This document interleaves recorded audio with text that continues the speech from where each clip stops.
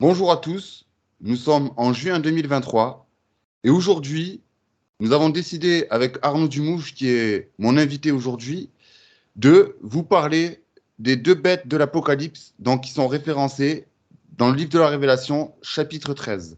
Donc nous allons parler bêtes de la mer et bêtes de la terre. Et Arnaud, si tu veux bien, tu vas nous expliquer les allégories et le sens eschatologique aussi, parce que c'est très important de ces versets qui nous mentionnent les deux bêtes que je viens d'énumérer. Donc en premier lieu, je dirais pour pouvoir lire, avoir les clés de la lecture et de l'interprétation de ce livre, nous allons aborder, je dirais, 3 degrés d'interprétation de ce livre, qui sont le sens moral, le sens allégorique et effectivement le sens eschatologique. Donc Arnaud, tu me dis si je me suis trompé quelque part. Tout à fait. Là, c'est parfaitement valable. Pour l'Apocalypse, il est évident que pratiquement rien n'est au sens littéral à prendre matériellement. Ça veut dire qu'il ne faut pas attendre qu'une bête avec 7 têtes et 10 cornes matériellement arrive. Par contre, tu vas voir que dans les sens profonds que tu viens d'indiquer, eh bien, Saint Jean a reçu une révélation de choses qui sont très concrètes et qui nous arrivent surtout actuellement de plus en plus. Manifestement, il y a une bête de la mer, ça veut dire dans les pensées, dans l'idéologie de l'homme, qui est source d'une bête de la terre, ça veut dire d'actions concrètes, de choses concrètes qui vont impacter le monde, véritablement. Donc tu vois, idéologie d'un côté, action concrète, effet concret de l'autre. Exactement. Et donc, pour approfondir un petit peu plus ces différents degrés d'interprétation, je pense qu'il est bon de savoir et d'expliquer à l'audience, en parlant donc de sens moral, de sens eschatologique ou de sens allégorique, ce que ça signifie. Donc, tu m'arrêtes, Arnaud, si je me trompe, mais le sens allégorique, donc c'est le sens symbolique du texte, c'est-à-dire les allégories, ça a une forme d'image, l'interprétation sous forme d'image, de symbole. Le sens moral, donc, c'est de Attention, discerner. pour le sens allégorique, ça représente en général un personnage. Tu vois, par exemple, tu prends Adolf Hitler, c'était tout à fait une bête, c'était une bête monstrueuse. Eh bien, on voit bien, il y a une bête de la mer, il y a une idéologie particulière qui, effectivement, est liée à des finalités très précises, la gloire de l'Allemagne, par exemple, la haine de tous les peuples qui ne sont pas les peuples allemands. Et puis, du coup, il y a une efficacité qui a eu lieu pendant toute la Seconde Guerre mondiale qui était liée à cette idéologie qu'il portait dans sa tête. Donc, tu vois, ça se réfère à des choses concrètes. Je t'ai pris l'exemple d'Adolf Hitler, mais j'aurais pu prendre l'exemple, par exemple, du capitalisme pur au XIXe siècle, qui a réduit les ouvriers en esclavage. Pareil, il y avait une idéologie qui était l'avarice, en fait, finalement, à savoir, euh, on gagne de l'argent par tous les moyens possibles et ça finira par enrichir la société. Et ça a été source d'un effet dans le peuple français, par exemple, ou anglais, ou allemand, à savoir, tous les gens qui sortaient de la campagne étaient réduits vraiment à l'esclavage. Il n'y avait pas de règle sociale, puisque la seule règle qui était tolérée, c'était l'argent. Et donc, forcément, les ouvriers travaillaient 12 heures par jour, 7 jours sur 7, à un moment donné. C'est allé jusque-là. Effectivement. Donc, ensuite, le sens moral, donc, ce serait discerner ce qui est le bien du mal pour pouvoir interpréter justement parfaitement ce livre qui d'ailleurs en regorge, que ce soit des allégories, comme tu viens de l'énumérer, mais aussi beaucoup de sens moral. Oui, voilà. Ça veut dire que tout cela, ça a un rapport avec notre vie morale. Je reprends l'exemple d'Adolf Hitler. Il est évident qu'il y a quelque chose à analyser d'un point de vue moral.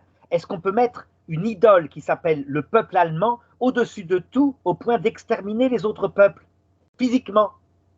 On voit bien, il y a une analyse. Et donc, au sens moral, on va se demander, est-ce que c'est un antéchrist? Ben oui, c'est l'inverse du christianisme. Le christianisme met en avant Dieu et le prochain.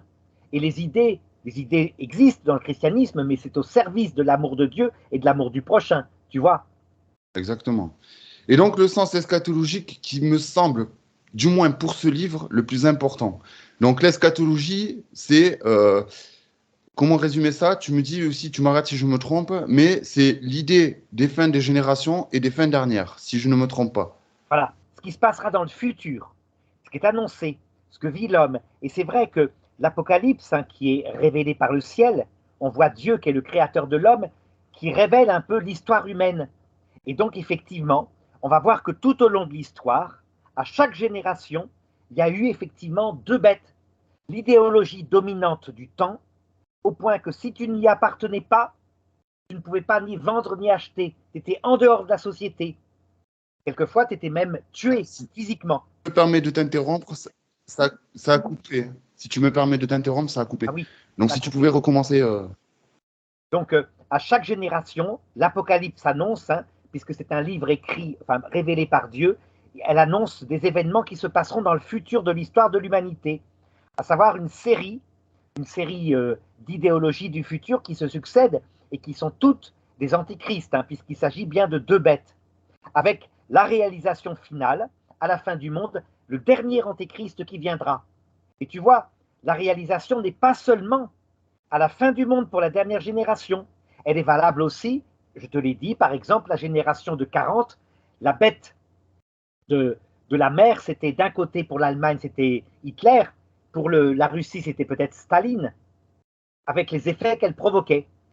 Donc tu vois, le nazisme, le communisme, à cette époque-là, ils ont eu véritablement plusieurs idéologies en même temps. Effectivement. Et même si je me souviens bien, nous avions discuté par rapport à ça, Joseph Staline ou Adolf Hitler, que si on devait résumer un petit peu les deux dictateurs durant leur ascension au pouvoir, etc., la bête de la mer, ce serait plus Joseph Staline et la bête de la terre, donc, parce que c'est beaucoup plus visible, c'était Adolf Hitler. Ben, en fait, c'est les deux. Dans les deux, il y a une réalisation de ça, parce que tous les deux ont une idéologie. Donc, l'Allemagne, c'est le culte de la nation allemande, hein, au-dessus de tout. Et du côté de Staline, c'est le culte, soi-disant, des pauvres, pour une égalité sociale. Et tous les deux aboutissent à un effet concret terrestre, à savoir Hitler extermine en conséquence tout ce qui n'est pas allemand, ou le réduit en esclavage, et Staline extermine tout ce qui est un peu riche, tout ce qui est qui possède un peu d'argent, donc les paysans qui ont deux vaches, alors que les paysans qui ont zéro vache, eux, ils sont mis en avant. Tu vois? Mais il y a dans les deux cas une idéologie qui produit un effet concret. Donc, D'accord. effectivement, par contre, tu pourras dire que Hitler est plus terrestre quelque part, mais il y a bien une idéologie à la base aussi. Hein. Donc, une espèce de projet d'un paradis terrestre, un Reich pour 1000 ans, où le bonheur serait trouvé pour l'humanité telle qu'il la concevait, à savoir le peuple allemand. Ben, Staline, c'est pareil, mais c'est beaucoup plus profond, parce que là, c'est un projet mondialiste de créer le bonheur scientifiquement pour l'humanité entière, et donc il veut répandre sa révolution, non pas en exterminant les peuples, mais en exterminant les capitalistes dans tous les peuples. Effectivement. Effectivement. Donc, si tu veux bien, nous allons donc revenir au sujet de cette conversation. Donc, on parlait de bêtes de la mer et de bêtes de la terre. Donc, dans l'Apocalypse, il est question de plusieurs bêtes. Ce mot montre justement que ces différents personnages, ben, ils ont renoncé à toute forme d'humanité pour ne plus être que les aides de Satan, en fait. Oui, derrière, il y a Satan qui tire la ficelle, hein, ça c'est certain. Et sans doute que la bête profonde de la mer, c'est Satan. Parce que finalement, les effets en question sont provoqués dans notre psychologie par Satan, et donc des effets, comme tu vas voir avec les 7 têtes, ce sont par exemple les 7 péchés capitaux. Hein. Eh bien, Satan appuie sur les pédales de notre fragilité. Il le fait. Et donc on verra de l'autre côté, effectivement, qu'il a toujours été présent. Mais ça, les gens ne le voient pas. Les Ah oui. sept, la bête en question, elle est aussi dans notre psychologie humaine. On Bien porte sûr. ça en nous. L'être humain était capable du pire et du meilleur. Donc, je vais commencer par lire les versets de l'Apocalypse, chapitre 13, donc de 1 à 4. Et si tu veux bien, tu nous commenteras ce que ça signifie, donc aux trois différents degrés d'interprétation, comment le lecteur doit aborder le chapitre 13, versets 1 à 4. Donc, puis je vis monter de la mer une bête qui avait 10 cornes et 7 têtes, et sur ses cornes 10 diadèmes, et sur ses têtes des noms de blasphème. La bête que je vis était semblable à un léopard. Ses pieds étaient comme ceux d'un ours, et sa gueule comme une gueule de lion. Le dragon lui donna sa puissance, son trône et une grande autorité. et je vis l'une de ses têtes comme blessée à mort, mais sa blessure mortelle fut guérie. Remplie d'admiration, la terre entière suivit la bête.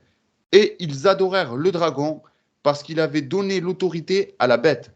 Ils adorèrent la bête en disant, qui est semblable à la bête et qui peut combattre contre elle? Alors voilà, d'abord on voit qu'il y a un dragon à la base de tout ça. Le dragon, c'est quoi? Eh bien, c'est Lucifer, évidemment, hein. Il apparaît dans la Genèse dès le début. Ça veut dire qu'il a un projet, et il faut connaître donc en théologie, tu vois, pour interpréter tout ça, l'origine de la révolte des démons, et en particulier de Lucifer. Donc Le, là, ça vaut le le coup de mystère de savoir que... l'iniquité. Comment? Le mystère de l'iniquité. Exactement. À la base, hein, donc tel qui s'est passé d'après le dogme il y a, au début de la création des œuvres de Dieu. Aussitôt, une partie des anges se révoltèrent contre Dieu, et on sait que c'est un rejet du fait que Dieu donne la vision béatifique à celui qui se fait le plus petit, le plus humble, le plus aimant. Lui, il estime, parce qu'il est très orgueilleux, et parce qu'il a compris que parce qu'un jour seraient créés les hommes et les femmes en particulier, dont certaines sont plus disposées que lui à l'humilité, tu vois, moins au pouvoir, des choses comme ça. Donc la femme est vraiment un problème qui l'a fait trébucher. Il ne s'est pas trompé, hein. La Vierge Marie est la plus humble des personnes humaines, hein, qui est au ciel, donc la plus grande dans le cœur de Dieu. Eh bien, il refuse en prétendant qu'il défend l'honneur de Dieu, alors qu'en réalité, c'est ce que Saint Michel révélera, il défend sa propre place de premier. Et donc il veut la vision béatifique, hein, mais il la veut parce qu'il estime la mériter, il est intelligent, il est fait pour ça, et donc il la veut à ses conditions. Donc il y a bien un dragon à la base, un dragon rouge-feu avec toute une série de démons, hein, qui sont là et qui travaillent. Mais ce dragon-là, pour le moment, il est dit dans la Genèse qu'il est jeté sur la terre. Ça veut dire que pour le moment, il agit sur nous sous forme d'un serpent.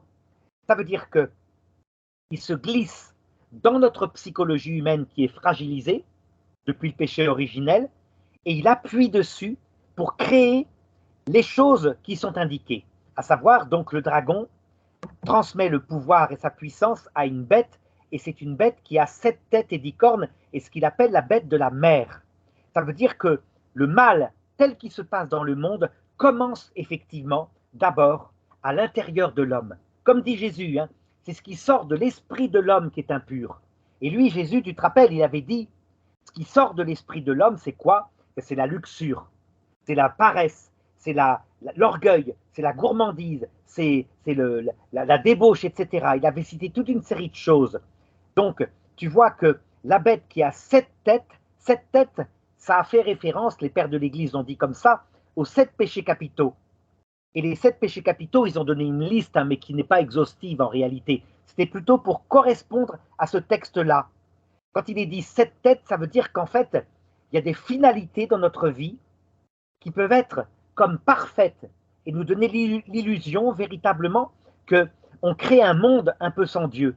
Donc je te donne la liste des péchés capitaux habituels, hein, qu'avait donné saint Augustin.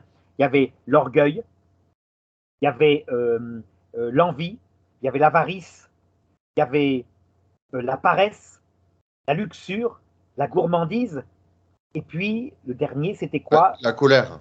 La colère. Tu vois, hein? Et en fait, ils se réduisent à 3 finalement.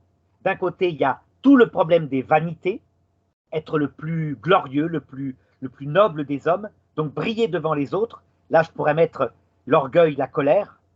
Ensuite, tu as tout le problème de la sécurité que donne l'argent et la possession de biens, donc tu pourrais mettre dedans l'avarice, l'envie. Et puis ensuite, il y a tous les plaisirs charnels, comme la gourmandise, la luxure, la paresse. Et tu vois, tu arrives comme ça à trouver un petit peu des choses qui se sont développées dans l'être humain et auxquelles il a mis sa finalité. Quand il est dit qu'il y a 10 couronnes, ça veut dire que les hommes, les habitants de la terre, peuvent vraiment, eh bien, construire leur vie autour de ces 7 finalités. Et je te montrerai tout à l'heure comment ça s'est réalisé, par exemple, très concrètement, à partir du 19e siècle. Hein. Les 7 péchés capitaux ont été développés.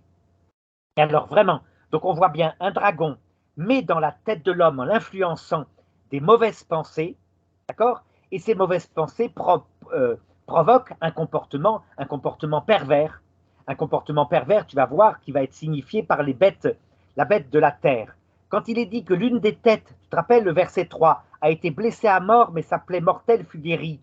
Ça veut Voilà, dire que, moi, je fais référence là à quand justement Saint-Michel Archange a terrassé le dragon.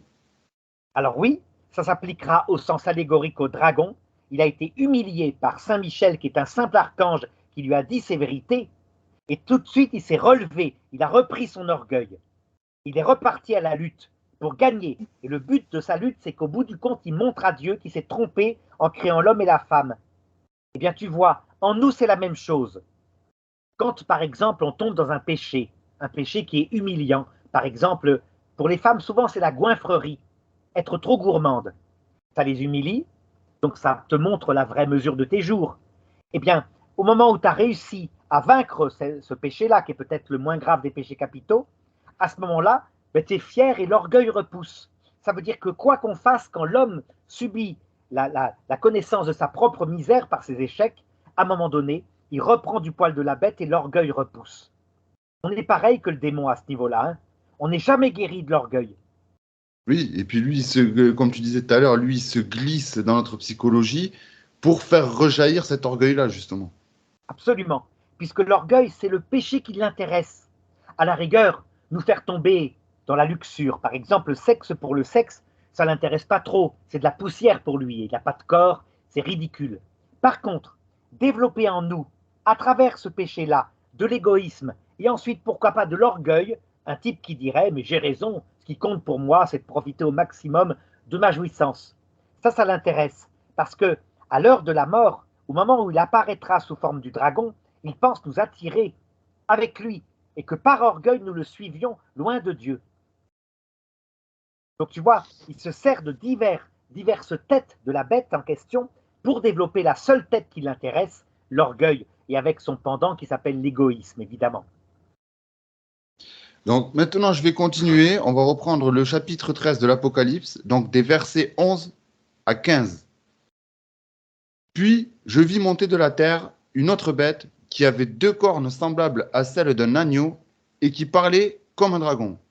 Elle exerçait toute autorité de la première bête en sa présence et elle obligeait la terre et ses habitants à adorer la première bête dont la blessure mortelle avait été guérie. Et elle séduisait les habitants de la terre par les prodiges qu'il lui était donné d'opérer en présence de la bête, disant aux habitants de la terre de faire une image de la bête qui avait été blessée par l'épée et qui vivait. Et il fut donné d'animer l'image de la bête afin que l'image de la bête parle et qu'elle fasse que tous ceux qui n'adoreraient pas l'image de la bête soient tués. Alors tu vois, je t'ai parlé tout à l'heure d'une idée. Je t'ai montré que c'était valable pour les individus. On a parfois des péchés capitaux qui dirigent notre vie. Eh bien, c'est valable aussi, par exemple, pour les sociétés politiques. Je vais te faire une application avec ce qui s'est passé en Europe occidentale depuis à peu près 1830. On voit bien, il s'est levé systématiquement d'abord des bêtes de la mer. Ça veut dire des idéologies, tout simplement parce qu'à la Révolution française, on avait envoyé balader la religion chrétienne. Hein, et donc, il fallait trouver autre chose. La première idéologie qui s'est levée à partir de 1830, c'est donc l'avarice, l'argent. On va créer un système économique et faire que tout d'un coup, on va s'enrichir complètement et rien ne nous sera plus impossible. Donc l'idée portée par des idéologues, le capitalisme pur, a provoqué un effet. L'effet, c'est consistait à dire, et ça a duré à peu près 50 ans, hein, 50 ans c'est énorme, hein, c'est presque 3 générations, eh bien, qu'il fallait que les entreprises aient tout pouvoir pour s'enrichir, donc en produisant, et pour cela, il ne devait y avoir aucune loi sociale. C'était interdit. Quand les ouvriers faisaient grève, l'armée avait le pouvoir de bloquer la grève, parce que les grèves étaient antisociales, puisque l'idéologie disait il faut que l'entreprise et le capital soient capables de se développer librement, et de cette façon-là, tout le monde, au bout d'un certain temps, s'enrichira. Tu vois, à cette époque-là, si tu n'adhérais pas à cette idéologie-là, tu étais marginalisé, même dans les milieux riches. Hein. Quand le pape Léon XIII, par exemple, s'est mis à lutter contre ça en disant mais c'est une abomination, ça réduit les ouvriers à la misère, il a été considéré comme un pape communiste. Il n'était pas communiste, hein. Il a écrit une encyclique qui s'appelait Rerum Novarum. Mais tu vois, il y a bien une bête de la mer, une idéologie qui provoque un effet très concret, et si tu n'y adhères pas à l'époque en question, tu ne peux plus acheter ni vendre. Pourquoi? Parce que tu es marginalisé, tu n'es pas dans le politiquement correct de l'époque. Évidemment, au bout d'un certain temps, la bête en question, qui est une idéologie, a produit son effet. La révolte des ouvriers, qui sont rentrés dans la haine envers les riches, dans l'envie vis-à-vis de leur richesse, et qu'on fait la révolution. Eh bien, au bout d'un certain temps, évidemment, l'idéologie capitaliste pure, elle a été disparue. Les gens l'ont rejetée. Et à ce moment-là, une nouvelle bête s'est levée, provoquée par la première bête. C'est le communisme. Et le communisme est fondé cette fois sur un autre péché capital. C'est plus l'avarice, c'est l'envie. L'envie qui était naturelle, hein, qui s'est développée dans le cœur des pauvres. Tu vois pourquoi? Parce qu'ils étaient tellement dans la misère qu'ils avaient de la haine. Qu'est-ce qu'a fait le pape Léon XIII? Il a essayé de dire, il ne faut pas envier, il faut simplement des lois sociales équilibrées. Eh bien, l'envie était trop tard. Elle était levée, provoquée par le dragon dans le cœur des pauvres, hein, et ils se sont mis à ridiculiser l'Église en disant non, nous on veut tuer les riches. Il n'y a rien à faire, parce que les riches sont plus des humains. Et rien n'a pu arrêter cette bête qui a produit son effet. Donc son effet, ça a été le communisme, qui a fait, paraît-il, pendant le XXe siècle, 100 millions de morts. Tu vois, l'effet de la bête de la terre, ça veut dire que l'idéologie, dans l'âme des hommes, produit à un moment donné un effet concret, dans le concret, très concret là. Et si tu n'adhères pas au communisme, entre 1917 et 1989, hein, en Russie, tu ne peux plus acheter ni vendre. Tu es mis quelquefois en hôpital psychiatrique. Tu vois, à chaque fois, c'est le même mécanisme. Une bête monstrueuse, une idéologie, et si tu n'y adhères pas, tu es marginalisé, tu es socialement tué, et quelquefois physiquement tué. Alors, il serait bien, pardon, de mentionner aussi que ces deux bêtes, elles font référence aussi, enfin, j'ai trouvé beaucoup de, on va dire, oui, ici, des références par rapport à la vision des quatre bêtes mentionnées dans le livre du prophète Daniel. Oui, oui, tout à fait. Et aussi par opposition aux quatre bêtes qui symbolisent le Christ. Dans l'Apocalypse, hein, tu te rappelles, il avait Oui, un visage d'homme, il ressemblait à un aigle, il était comme un taureau, un jeune taureau, et puis un lion. Donc le Christ, le Verbe fait chair, il est représenté par quatre bêtes. Et là, tu as quatre bêtes monstrueuses qui sont des caricatures de cela, et tu les as lues tout à l'heure. Hein. Un léopard, tu avais cité, hein, je ne sais plus, il faudrait que je retrouve exactement. l'endroit exact. Je crois que c'est le verset 3 ou le verset 2 du chapitre 13 de l'Apocalypse. Puis voilà. Voilà. Comme un dragon, la première bête, donc c'est pas ça. Non, je ne sais plus où c'est. Je sais plus où c'est, mais peu importe. Hein. Tu as vu. Donc, Oui. il y a vraiment des bêtes qui sont des caricatures et des imitations de ce que représente le Christ, mais qui sont à l'inverse, hein, qui sont évidemment provoquées par le démon. Ça veut dire que ce sont des antichristianismes. Et c'est vrai, quand tu considères le capitalisme pur ou le communisme, tu vois bien, ce sont des pseudo-paradis terrestres. Ça a produit que du malheur, en fait. Hein. Ça n'a rien à voir avec le Christ qui, lui, provoque un bonheur, mais le bonheur éternel, pas tellement le bonheur sur la terre. Hein.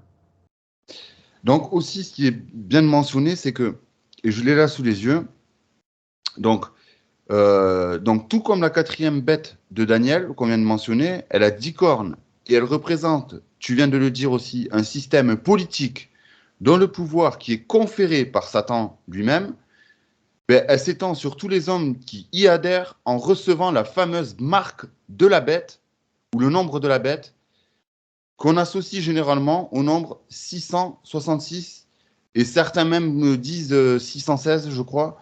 Sauf que nous, dans la Bible, il est marqué le nombre de la bête, c'est 666, 666, quoi. Voilà. Par opposition au chiffre de Dieu qui est 777, ça veut dire que l'homme avec Dieu se développe selon toutes ses dimensions, dont la plus grande, c'est l'amour de Dieu, le fait qu'il se tourne vers Dieu. Et donc il établit dans ce cas-là 3 fois la perfection de son âme, mais en vue de la vie éternelle. Et tu as donc une caricature qui est faite par la bête de la mer, provoquée par le démon, qui est 666. Ça veut dire à chaque fois l'homme sans Dieu. Par exemple, si j'applique ça à ce qui est actuellement en train de surgir en Europe occidentale, on a une fois de plus le même mécanisme. Ça veut dire que, tu le constates, il y a une bête de la mère, c'est l'idée que l'homme est capable même de choisir son sexe. La Oui, nature elle-même, par exemple, quand un petit garçon, la nature lui impose d'être un petit garçon, une petite fille, c'est un a priori. L'homme est capable de tout par sa liberté et donc éventuellement de changer de sexe. C'est la nouvelle idéologie qui sort actuellement. Tu comprends?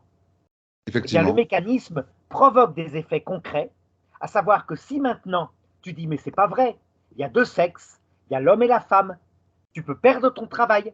Il y a des professeurs en Angleterre qui ont perdu leur travail. Tu te rappelles, celle qui a écrit Harry Potter, elle a dit mais par exemple une personne qui a un utérus, c'est quoi en fait? Elle a dit ben, ça veut dire c'est une femme. Tout de suite, elle s'est mise à être harcelée sur les réseaux sociaux parce qu'elle était, comment dirais-je, contre cette idéologie.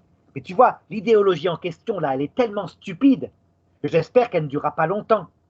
Il y a eu entre-temps des idéologies beaucoup plus intelligentes et rusées qui ont séduit l'être humain et qui ont provoqué leur mort. Là, on tombe dans n'importe quoi. Vois bien. Effectivement.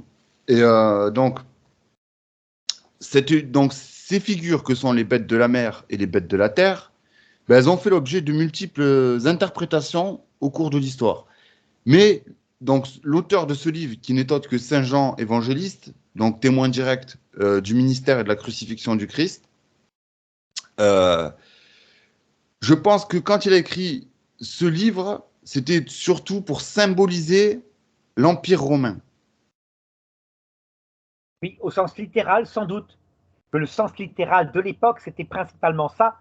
Cependant, il y a une interprétation particulière de l'Apocalypse qu'on appelle les prétéristes et qui disent, ben voyez, c'était l'Empire romain, c'est réalisé. Donc il n'y a plus rien à attendre. Alors qu'en fait, tu vois bien que le sens est exprès symbolique de manière à s'adapter à toutes les générations de tous les temps, de tous les lieux, et en particulier au dernier antéchrist qui viendra, soit à l'heure de notre mort, quand on le verra, quand Lucifer nous apparaîtra, soit à la fin du monde, quand la dernière génération connaîtra le dernier des antéchrists.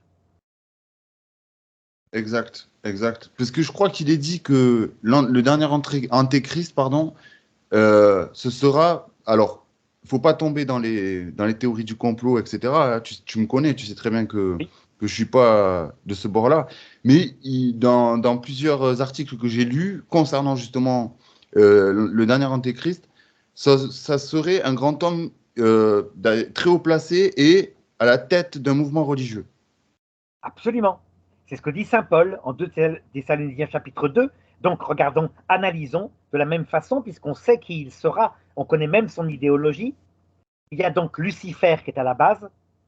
Et à un moment donné, après avoir, par diverses bêtes, qui sont des bêtes provisoires, hein, tu vois, je t'ai cité le capitalisme pur, le communisme, j'aurais dû te citer le nationalisme, ça a été une bête qui a régné à peu près de 1870 à 1945. Il y a eu le nazisme, qui est une bête de colère, hein, la colère des Allemands parce qu'ils avaient perdu la Première Guerre mondiale.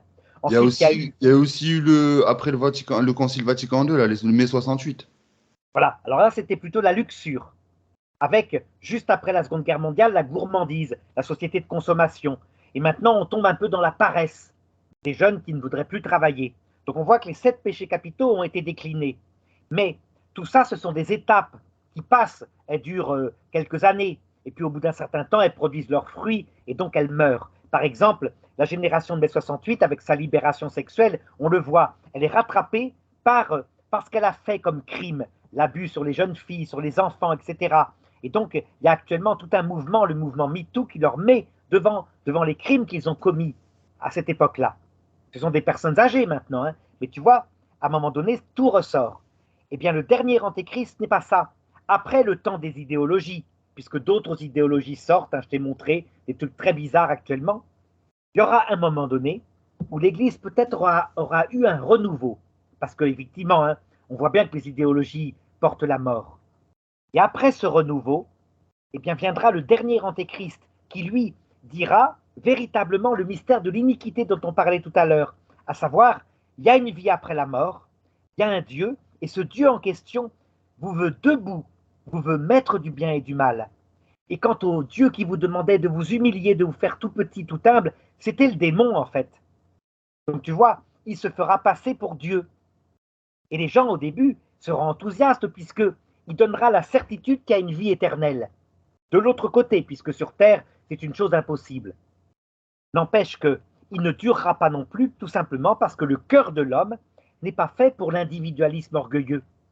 Même si le chiffre de la bête, 666, l'homme sans Dieu, il le réalisera de la manière la plus parfaite qu'on puisse imaginer, mais en fait, une manière qui ne durera pas non plus, parce que l'homme est fait pour le Christ.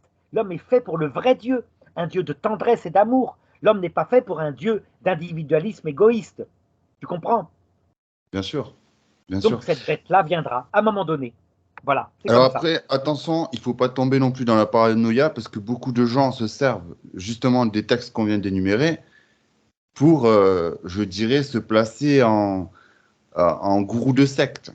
Et ça pullule en ce moment en plus sur Internet. Tu sais, oui, euh, je pense à certaines pseudo-prophétesses qui disent que les temps sont venus, que la première bête a déjà surgi, qu'il faut vite se réfugier dans les abris, naninana, que la 5G va activer la puce des vaccins du Covid, etc. Enfin, tout un tas de, de théories plus farfelues les unes que les autres. Et que ces gens-là, justement, ils véhiculent un certain danger dû à la désinformation ou à une non-maîtrise de la théologie, je dirais. Et c'est là où est le danger, justement. Parce que beaucoup de gens, de personnes crédules les suivent. Oui, parce qu'en fait, des personnes comme ça, qui n'ont pas de théologie, mais ça vient aussi du fait que l'Église n'en parlait plus pendant tout un certain temps, interprètent les choses matériellement. Donc comme la bête marque l'homme avec une marque sur le front et sur le bras, ben, ces personnes-là disent, ben, vraiment, tout ce qui est une marque sur le front et sur le bras, c'est ça, c'est la révélation. Alors que je t'ai montré, être marqué sur le front, ça veut dire adhérer intellectuellement à l'idéologie de son temps. Et donc, par exemple, la bête de la mer en 1940, c'était le nazisme pour la France. C'était adhérer, par exemple, à l'idéologie d'Hitler. Et l'avoir sur sa main, c'était agir, par exemple, se laisser séduire et agir avec la milice française. Mais par contre, maintenant, c'est plus du tout ça. Par exemple, si tu proclames que tu es anti-nazi, tu n'as aucun mérite, c'est facile, puisque tout le monde est anti-nazi. On voit bien que la bête de la mer maintenant, c'est si tu commences à dire courageusement qu'un homme et une femme, c'est d'abord génétique. Et ensuite, il y a quelque chose de culturel, mais qu'il y a une partie génétique. Pourquoi? Parce que c'est là que tu risqueras ton travail et ton poste. Et si tu n'es pas marqué de cette marque-là, la marque avec ton intelligence en adhérant à cette bêtise, alors, eh bien, tu auras une mort sociale. Donc un vrai résistant actuel, c'est pas quelqu'un qui se dit anti-nazi, c'est facile. Hitler, il est mort il y a 80 ans. Non, c'est quelqu'un qui se dit, par exemple, pour dire, il faut élever les enfants, les petits garçons comme des petits garçons, les petites filles comme des petites filles, il faut les établir en harmonie avec leur corps, etc. Tu comprends? Bien sûr, Chaque génération sa bête. bien sûr, bien sûr. Et donc ces prophétesses-là, évidemment, prennent les choses matériellement, ne comprennent pas le sens spirituel et profond de ces textes, et donc c'est bête, évidemment. Hein. Oui, Alors, mais c'est le pas nouveau. danger Hein. est que justement par la méconnaissance de la théologie ou ne serait-ce que des allégories qui sont mentionnées, le danger est que ces personnes-là, ces faux prophètes, comment t'expliquer? Ils arrivent quand même à détourner beaucoup de gens, quoi. Ils arrivent à faire adhérer à leur secte, parce que clairement c'est ça, c'est des sectes. Hein. Ils arrivent à faire adhérer beaucoup de gens. Donc c'est pour ça, c'est bien d'en parler aussi, parce que c'est là que le danger est gros, quoi. Oui, mais c'est pas nouveau. Moi, j'ai toujours connu ça. Par exemple, tu te rappelles, tu n'étais pas né, hein, quand a été inventé le Minitel. Pour se connecter au Minitel, il fallait taper 3615. Oui, 3 fois 6 et 15. 5 plus 1 égale 6. Ah ben ça y est, il y a eu des mêmes prophètes qui se sont levés en disant que le Minitel, c'était la marque de la bête. Puis le Minitel a disparu parce qu'il n'a pas tenu. Et voilà qu'est arrivé Internet. Et Internet, il fallait tabler www, le Wide World World, Wide Web. etc. Ben, ça y est, c'était 666, donc c'était Internet. Alors qu'en fait, Internet, c'est quoi? C'est un instrument. Et dans Internet, si tu vas sur des sites chrétiens où tu te formes à la foi, ben, ça devient un instrument positif. Si évidemment tu passes sur le dark web pour aller voir les sites de vente de drogue, tu passes dans un site morbide. Mais c'est comme tout, les instruments sont en rapport avec ce qu'est l'homme en lui-même. Et donc bien la sûr. 5G, ce ne sera pas particulièrement la marque de la bête. La 5G, c'est une technologie qui rend Internet plus fluide, donc l'instrument plus rapide, et certains s'en serviront mal pour faire n'importe quoi, je ne sais pas, de la pornographie en relief, tout ce que tu peux imaginer, et d'autres s'en serviront bien, par exemple, pour faire des films merveilleux qui raconteront des vies de saints, des saints de chrétiens qui ont fait des œuvres merveilleuses et pour les mettre en valeur sur Internet. Tu vois, c'est comme tout. Exactement. Bon, ben Arnaud, moi, j'ai pas. Je pense qu'on a fait le tour du sujet, du thème de cette discussion, donc les deux bêtes de l'Apocalypse. Et toutefois, si tu avais quelque chose à rajouter, eh ben, je te laisse le mot de la fin, comme d'habitude. Eh bien, je dirais que tu vois, il y a un dernier sens à ce texte-là. C'est qu'à un moment donné, à l'heure de notre mort, on sera confronté au dragon directement, on le verra.